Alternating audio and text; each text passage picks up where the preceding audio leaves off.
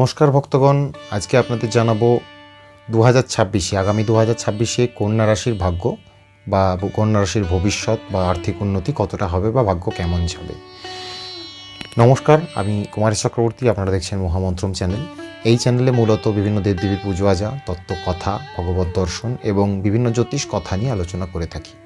তো আপনারা যদি এই চ্যানেলে নতুন হয়ে থাকেন তো অবশ্যই চ্যানেলটি সাবস্ক্রাইব করুন, ফেসবুক থেকে দেখলে ফলো করুন এবং আপনার মূল্যবান মতামত অবশ্যই কমেন্ট করে জানাবেন, বা আপনি কী নিয়ে ভিডিও দেখতে চান সেই বিষয়টি নিয়ে অবশ্যই জানান আমাদের এই মহামন্ত্রম চ্যানেল অবশ্যই আপনাকে সেই ভিডিও বানিয়ে সাহায্য করবে। যাই হোক, মূল ভিডিওর মধ্যে আসা যাক। আজকে আমাদের বিষয়বস্তু হলো আগামী 2026 কন্যা রাশির জাতক জাতিকাদের জন্য কেমন হতে চলেছে সেই নিয়ে।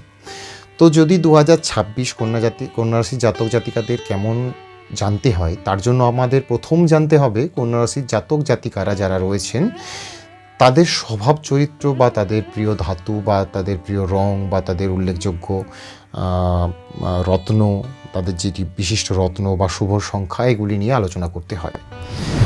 তো প্রথমেই বলি তাদের জীবন বা তাদের বৈশিষ্ট্য কেমন হয়। প্রথমত প্রধান আলোচনার বিষয় হলো কন্যা রাশির জাতিকাদের কেমন বৈশিষ্ট্য লক্ষ্য করা যায়।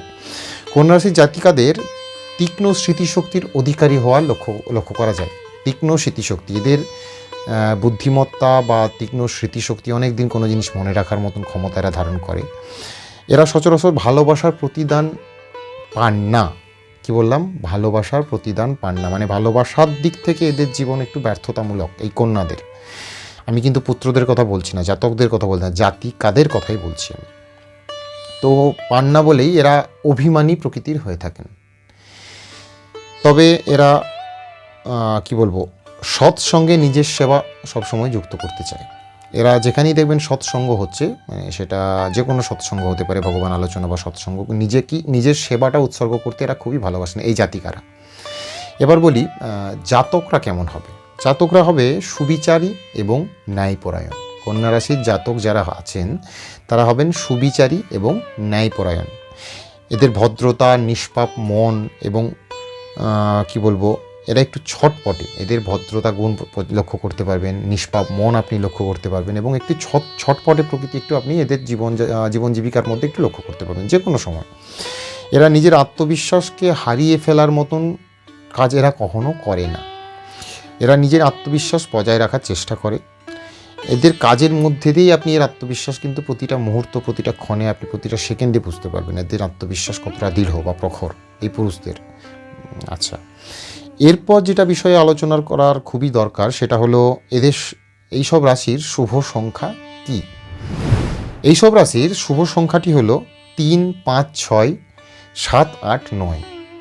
3, 5, 6, 7, 8 এবং 9, এই 6টি নাম্বার হলো এই রাশির জন্য, এই কন্যা রাশির জন্য খুবই শুভ। সেটা জাতক হোক বা জাতিকা হোক, এই 6টি নাম্বার কিন্তু খুবই উল্লেখযোগ্য, খুবই শুভ। এছাড়াও কিছু ক্ষেত্রে 4কে শুভ ধরা হয়, কারণ এদের চতুর্থ স্থানে থাকে বুধ। কিছু কিছু ক্ষেত্রে, সবসময় নয়। বুধ যেহেতু এদের ইষ্টগুরু, সেটা নিয়ে আলোচনা করছি। এদের এই কটি সংখ্যাকে এদের কিন্তু শুভ সংখ্যা হিসেবে ধরা হয় বা মানা হয়। এবার যেটা প্রধান আলোচনার বিষয় সেটা হলো এই কন্যা রাশির অধিপতি কে। যেটা বললাম একটু আগে, এই রাশির অধিপতি হলো বুধ। ইনি সবসময় থাকেন চতুর্থে, গ্রহ চতুর্থ স্থানে বুধ থাকেন। বিশেষ করে এই রাশির অধিপতি বুধ বা মার্কিউরি হওয়ার কারণে এদের বুদ্ধি বা যোগাযোগ বা যুক্তির প্রতি এদের দৃঢ় ধারণা বা বিশ্বাস এদের দেখতে পাবেন আপনি।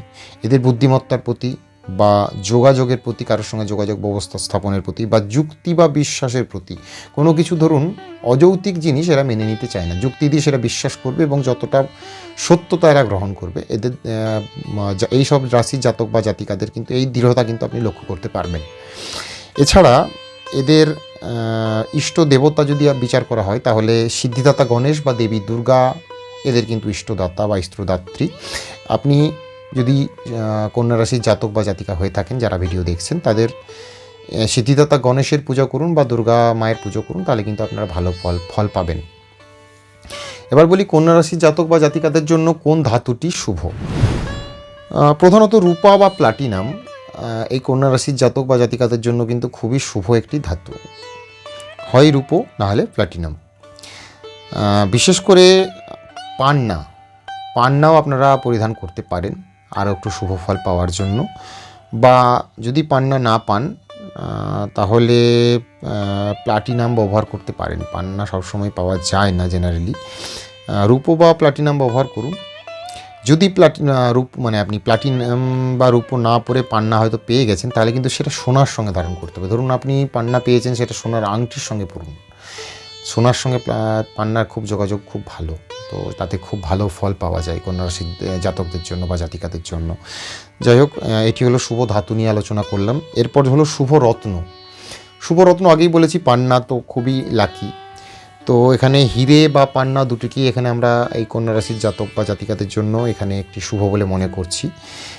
এছাড়াও নীলকান্তমণি, সাদা নীলকান্তমণি যদি আপনারা পেয়ে থাকেন তো খুবই উত্তম। সাদা নীলকান্তমণি বা নীলকান্তমণি, নীল বা সাদা নীলকান্তমণি আপনারা কিন্তু পরিধান করতে পারেন। অবশ্যই সেটি মাথায় রাখবেন যেন সোনার ধাতুর সঙ্গে সেটা যোগ সাধন করে, মানে মিশ্রণ হয়। সোনার আংটির সঙ্গে পড়তে পারেন, এইটুকুই। এতে আপনাদের কি হবে, মনোযোগ আরও বিস্তারিত হবে, প্রসারিত হবে এবং বিশ্লেষণাত্মক কাজের জন্য আপনারা নিবৃত্ত হবেন। বিশ্লেষণ যে কোনো কাজেতে আপনি বিশ্লেষণ করতে পারবেন, মানে চুলচিরে বিশ্লেষণ বলে না, সেরকম আপনারা করতে পারবেন আপনার স্বভাব প্রকৃতির মধ্যে। এরপর বলি, আপনার ধরুন আপনি জানেন না আপনার কি রাশি, তো বুঝবেন কীভাবে আপনার কন্যা রাশি, সেটাও বলে দিচ্ছি। আপনার ধরুন রাস নাম আপনি জানেন বা প্রধান নাম আপনি তো জানেনই অবশ্যই। তো সেই নাম যদি প, থ, তালবস্য বা দন্তস্ব, দন্ত ন, ঠ, ট, ড, ঢ আর ড শূন্য র, এই জিনিসগুলি দিয়ে এই অক্ষরগুলি দিয়ে হয়ে থাকে। যদি ইংরেজিতে বলি তাহলে পি বা TH থ, টি বা এস বা এন বা টি বা ডি বা আর, এই দিয়ে যদি হয়ে থাকে তাহলে জানবেন আপনার কন্যা রাশি। এই গেল কন্যা রাশির জাতক বা জাতিকাদের বৈশিষ্ট্য বা উপসংহার নিয়ে। এবার ভিডিওর প্রধান বিষয়বস্তু ছিল আজকের কি, যে 2026 আপনাদের কেমন যাবে সেটি নিয়ে।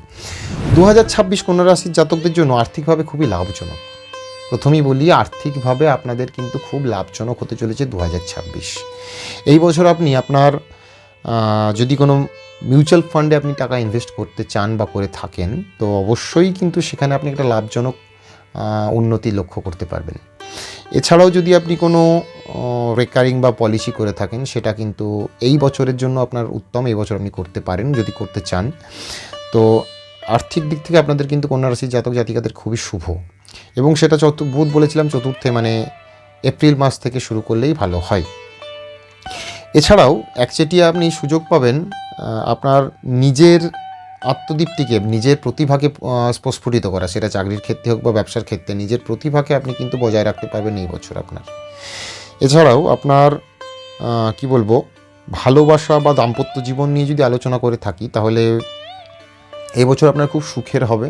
প্রথম দিকে একটু টানাপোড়েন চলতে পারে, তবে সেটা বুধের চতুর্থ অংশ আসার কারণে এপ্রিল মাস থেকে আপনাদের কেটে যাওয়ার কথা, ঠিকঠাক হয়ে যাওয়ার কথা। তো মোটামুটি এই বছর কন্যা রাশির জাতকদের জন্য সব কিছু দিক থেকেই ভালো অবস্থান করছে। রোগ নির্ণয় যদি বলতে হয়, তো এই রাশির জাতক জাতিকারা একটু ঠান্ডা লাগাজনিত কারণে কিন্তু খুব বেশি ভুগবেন। বাকি অন্য কিছু সমস্যা নেই, সেটা এমন কিছু ব্যাপার না। ঠান্ডা সবারই লাগে, কিন্তু কম বেশি এই জাতকদের একটু বেশি ঠান্ডা লাগার রোগ কিন্তু এই জাতক জাতিকাদের জন্য একটু লক্ষ্য করতে পাচ্ছি। অন্য কিছু সমস্যা নেই। আপনারা বললাম যে ধাতুর জন্য যদি কোনো সমস্যা আপনাদের থেকে থাকে আমাদের কমেন্ট করে জানাতে পারেন, বা আমার কাছ থেকেও আপনারা ধাতু গ্রহণ করতে পারেন। তার জন্য আমাকে কমেন্টে মেল আইডি আপনার দেবেন, বা আপনি মেল করতে পারেন, আমি সেটা আপনাকে রিপ্লাই করে দেবো। যাই হোক, এমন কিছু ব্যাপার না এটা, তার জন্য এমন কিছু আপনার খরচা হবেও না। এখানে অরিজিনাল আমার কাছে ধাতু পেয়েও যাবেন।